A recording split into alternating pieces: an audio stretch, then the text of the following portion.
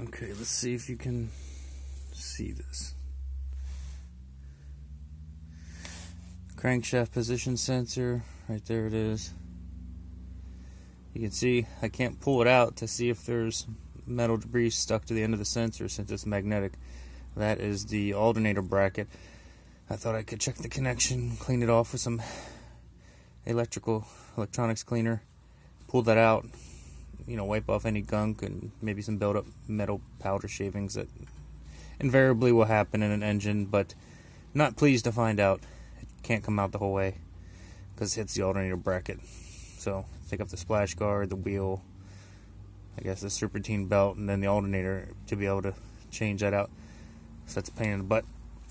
But the problem I was having is every once in a while, well, not every once in a while, but regularly, the car wouldn't start.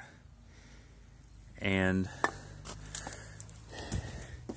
what we've done with that is we'd pull off the vacuum line here, spray in some starting fluid, and then it'll start. So it's trying to fire, it's cranking the engine just fine, but it's not sending the signal to the fuel injectors to the engine. But you know, you spray in an external fuel source, it starts up just about all the time.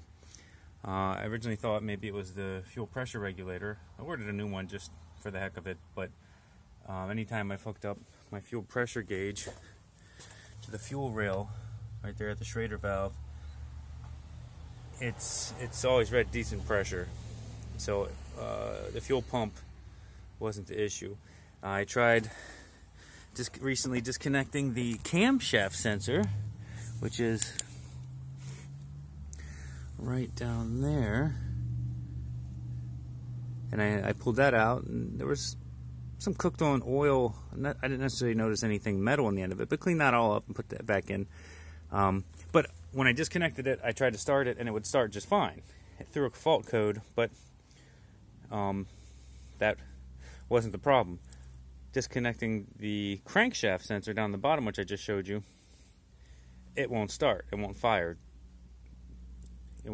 which seems just like the condition happens whenever we have a problem.